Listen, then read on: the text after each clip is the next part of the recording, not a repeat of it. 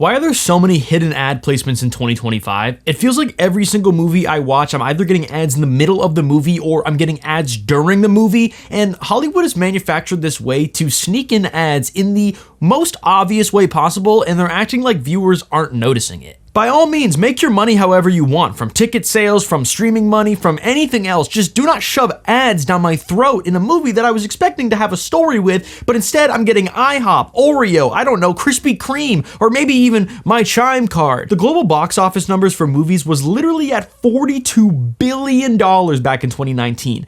Just now today in 2024, because 2025 ain't over yet, it has dropped $30 billion. That is not just some minor dip, that is Dusty Divot in Fortnite big enough of a crater. Now, before you blame streaming or any bullshit thing you have in your head, there's a lot of things riding on this dip in money. The problem isn't even where people are watching their favorite movies, it's as if they're watching them even at all. Production budgets have quite literally exploded since COVID happened, doubling from 15% to now 30% of total budgets. And Hollywood's solution obviously wasn't to make cheaper movies, no, it was just to slap ads secretly inside of them. Product placement spending has hit almost $30 billion globally in 2023, and 3.5 of that billion literally comes from movies alone. Studios have discovered ways that they could subsidize up to 30% of a film's budget by letting brands basically just hijack the screenplay and make it a Spotify ad built in every single time, and there's no way you can get premium to get out of it. The mid-budget original film basically doesn't even exist anymore. That 50 to 100 million that practically made a film, which was the sweet spot for most studios,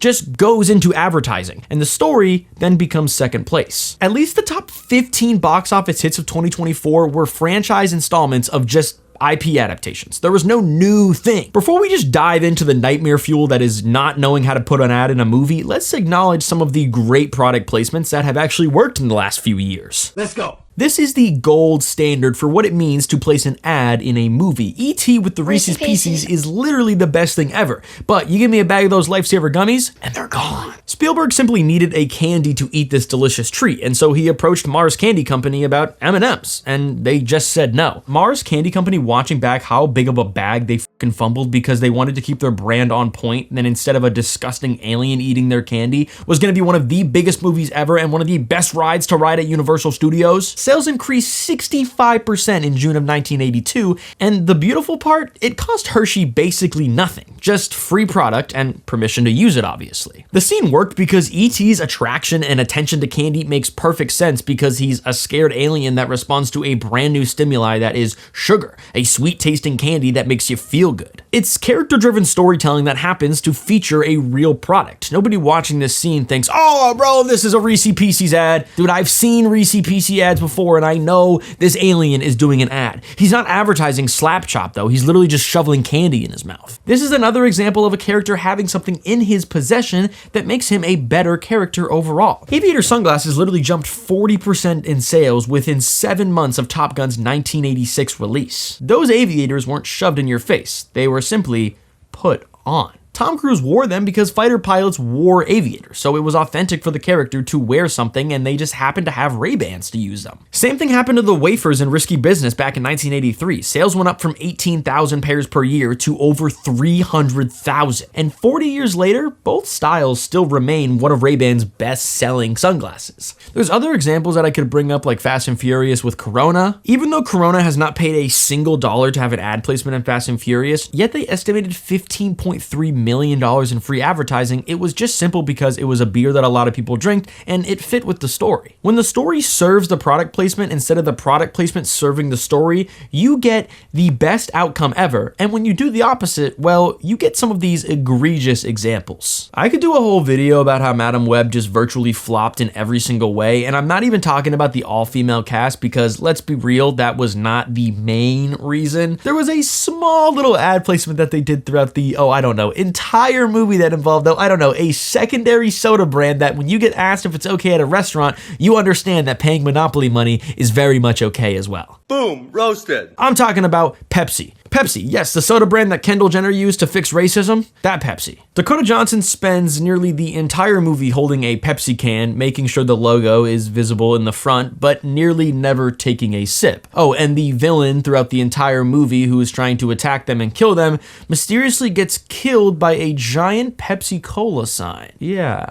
any billboard would have been fine. Oh, and did I mention that this battle takes place on top of a Pepsi factory? Guys, you can't make this up. I get it. Pepsi gave you a lot of money, but does it have to be in every single scene? I just think the Pepsi could have been integrated a little bit better, because you could have had a character trope where someone was just addicted to soda and you maybe made a joke about it, being like, God, how many Pepsis are you gonna drink? Just my 2 cents. Or 5 cents, because I think everyone is throwing their Pepsi cans away after that. Critics virtually tore this scene apart though. I mean, it got literally the laughingstock of every movie watcher to pin it on. Also, people didn't like the movie to begin with, so to have this egregious amount of product placement to literally be like, hey, we are selling a Pepsi ad in this, was the dumbest decision they could have ever made. Oh, and how can we forget about Jurassic World, the 30 brands to enter a movie and leaving with no dignity because the movie was so bad to begin with that it actually needed those 30 ads to at least make it somewhat complete. Like, I don't know, maybe like Mercedes-Benz getting 15 separate product shots while dinosaurs eat people. Yeah, that's awesome, bro. The film features around 30 to 35 brands in total, with Mercedes appearing about 15 times, Samsung appearing about 12 times, and there are scenes where characters are literally running away from velociraptors while the camera makes sure you can literally read the Mercedes logo. Just honestly slap a 4-minute Mercedes ad in the middle of the movie. I would rather have that than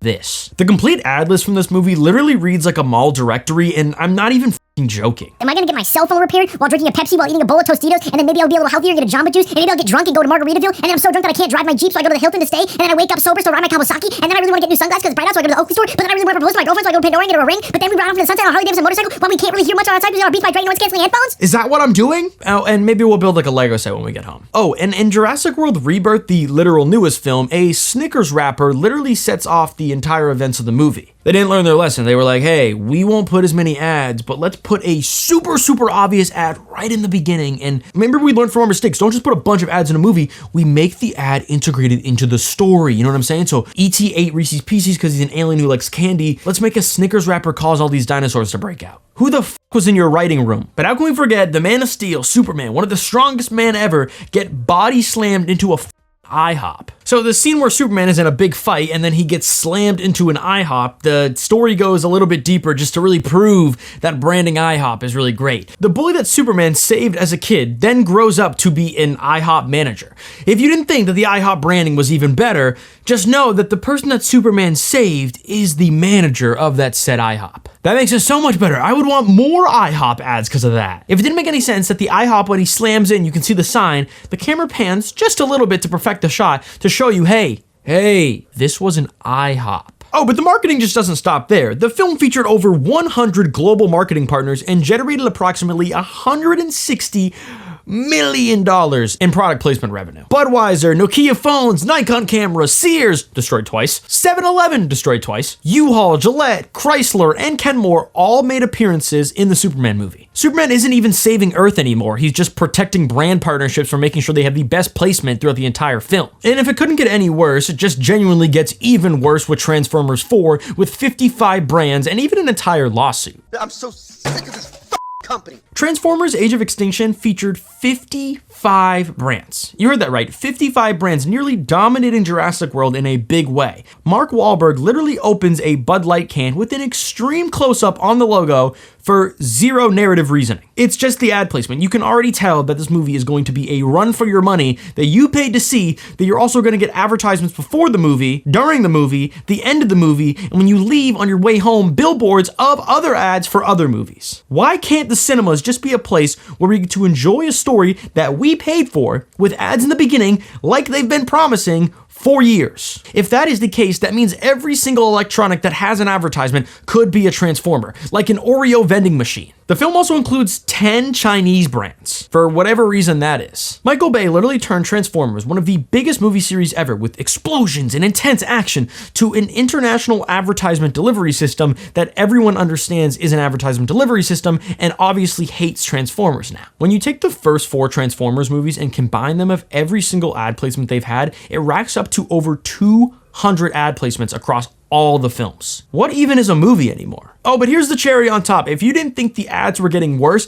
companies sued because the ads did not make the final cut, even though they paid money for it to be in. So Transformers just basically scammed a company for an ad. Wulong Cast Tourism sued Paramount for $27 million because they paid $750,000 for a placement and their logo wasn't even included in the final cut. A Chinese tourism board that was so desperate to be in a Transformers movie that they sued when they got scammed. That is how valuable this ad space was. But Transformers at least won in something. Well, it won the award in 2015 for most and worst product placement, and it wasn't even close. Come on, man. I cannot stress enough that the source of all life in the universe, the Zeo crystal that gives the Power Rangers all of their powers, is buried underneath a Krispy Kreme donut shop. Have you ever gone to Krispy Kreme? Was it crispy? The Power Rangers movie of 2017 was honestly to me very boring. It was a lot of lead up to one big fight to the end. Now, you could say that is every Power Rangers episode.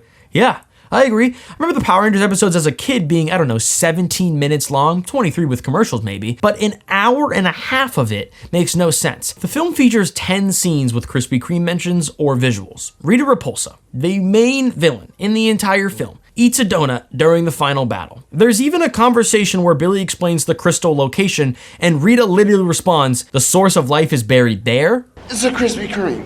Krispy Kreme. This is a special place. Very special. Yes, Rita, it is of course under the donuts. How could you not know that? Training montages happen inside Krispy Kreme, characters discuss saving the world while standing in front of Krispy Kreme displays, and the film's marketing included Power Ranger branded donuts. I've been doing a lot of action movies that have product placement, so I thought I'd take to one that was a little more, they tried really hard, but it really just ruined the entire movie. The 2024 Mean Girls remake had a lot of elf cosmetics in it, and I'm not one to say that's bad, because, Mean Girls are doing their makeup. Why not have like a makeup brand in it? It makes sense. The popular girls might wear a specific brand. That's the perfect way to integrate it. I don't think it was that bad.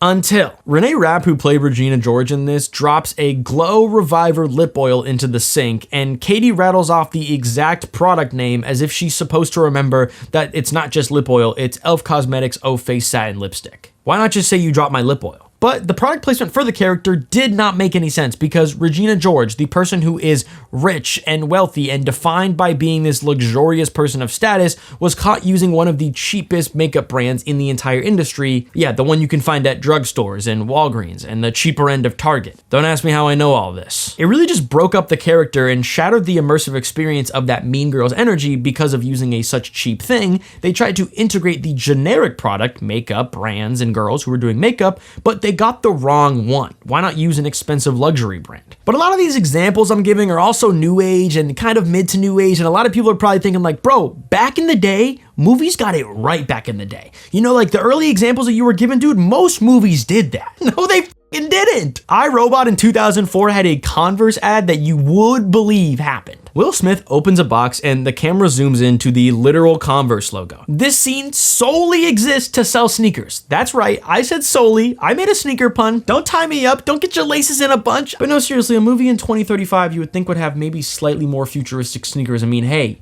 at least Back to the Future got it right with the Nike Air Mag, which went on to be one of the biggest collabs ever and one of the most expensive resale shoes ever. Does anyone remember The Internship? Literally a movie about Google, which ended up just being a 2-hour Google ad. Yeah, Vince Vaughn and Owen Wilson made a killer comedy about working at Google, right? The entire film is simply just a Google commercial. Not metaphorically, I mean, literally it's in the entire script. They're trying to get an internship at Google and work there, and it's all about Google. The film is literally set at Google headquarters. Characters say things like, I actually can't believe what we do helps people live their lives a little bit better. The film is structured like a recruitment video. It's not even a movie. Yeah, there are some comedic elements to it and it's a funny movie, but it's about convincing you that working at Google is fun and meaningful, and audiences called it a shameless corporation propaganda movie disguised as a comedy. But my favorite failed ad placement, and I'm a little biased on this one, it's the Riverdale Chime card ad. Archie Andrews holds up a Chime debit card and says, "Don't worry, drinks are on me. Here's my Chime card," while the camera focuses right on the card itself. The scene went viral on TikTok for being hilariously blatant, and users created parody videos, and the placement virtually became a meme. The card didn't fit the time period, it didn't fit the plot, and it didn't even fit the aesthetic of the bar they were in. You could tell from this ad that the studios making Riverdale were begging